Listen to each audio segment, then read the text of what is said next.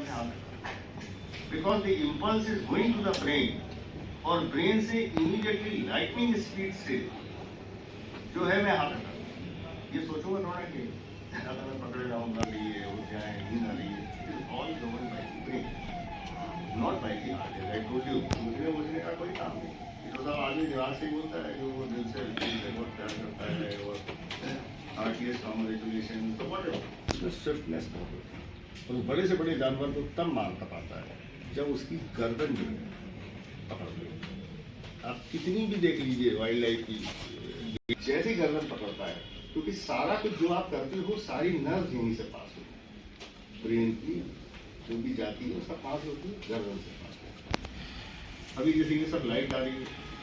Ultimately ये किसी power point से ये लाइट आ रही है जो पूरी इस बिल्डिंग में, तो ना सेंस आता है ना सेंस जाता है। उठ जाओ, बैठ जाओ, खड़े हो जाओ, ये तो वो आदमी कहेगा जैसे गले में फांसी नहीं लगी, जैसे गले में फांसी लगी, तो वो तो वही चलता है। आपने एक सेमिनार में आयोजित किया था कि आप किस तरीके से सेमिनार? एक्चुअली मेरा जो स्ट्रेस था, या जो मेरी बात का जो ख़ास तौर से मैंने बताया कि वैज्ञानिक अन्वेषण किसी भी अपराध स्थल का किया जाना चाहिए, और वैज्ञानिक अन्वेषण में सबसे इम्पॉर्टेंट चीज़ जो होती है भौतिक साक्ष्य होते हैं। पहले जो है ह्यूमन विटनेसेस के ऊपर ऑनरेबल कोर्ट्स जजमेंट्स पास करते थे, बट आज की तारीख में आपने देखा होगा कि मोस्ट ऑफ द जजमेंट्स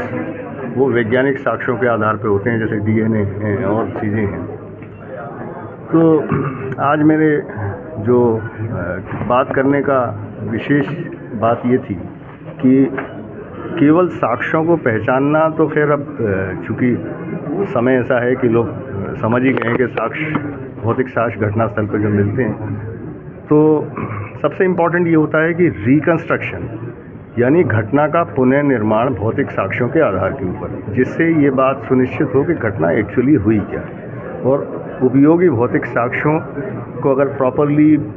उठाया जाता है, पैक किया जाता है, लेबोरेटरी को भेजा जाता है, तो उससे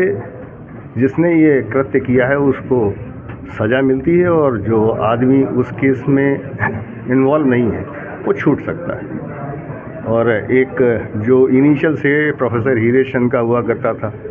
कि मुर्दा सच बोलता है, जिंदा आदमी झूठ बोलता है।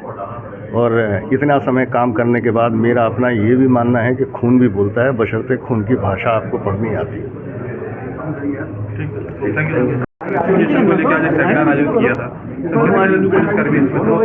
देखिए, इसमें हमने जो है करीब 80 हमारे जो पुलिस अधिकारी हैं जो कि विवेचना का काम करते हैं, एएसआई से लेके इसमें एडिशनल एसपी तक के अधिकारी मौजूद थे, उनको बुलवाया था। और डॉक्टर हर्ष शर्मा हमारे प्रदेश के निवासी हैं और फेमस फोरेंसिक एक्सपर्ट हैं नेशनल स्तर के, तो उनके द्वारा जो है विभिन्न जो केसेस जो हैं जो कठिन प्रकृति के थे, और उनको कैसे सबूतों के एनालिसिस के आधार पे क्रैक किया गया, इसके विषय में आज विस्तृत जानकारी दी गई। और इसमें बहुत से जो एस्पेक्ट्स उनके द्वारा बताया गया कि किस प्रकार से हैंगिंग जो है उसको कैसे ट्रेस करना चाहिए, एंटीमॉर्टम हैंगिंग है कि पोस्टमार्टम हैंगिंग है, बर्निंग के केसेस लिए गए कि एंटीमॉर्टम बर्निंग है कि पोस्टमार्टम बर्निंग है। और इसके अतिरिक्त और कई इस प्रकार के जो स्पॉट्स रहते हैं जिसमें विवेचक जो है उसको ये डिसाइड करना पड़ता है कि जो ये सुसाइड का केस है कि होमोसाइडल केस है, या आत्महत्या का है कि हत्या का केस है। तो इनको किस प्रकार से डिफ़ाइन किया जाए, कैसे इसको मतलब आइडेंटिफाई किया जाए, ये भी उनके द्वारा बताया गया। और भी जो रेप के केसेस होते हैं, इसके अलावा जो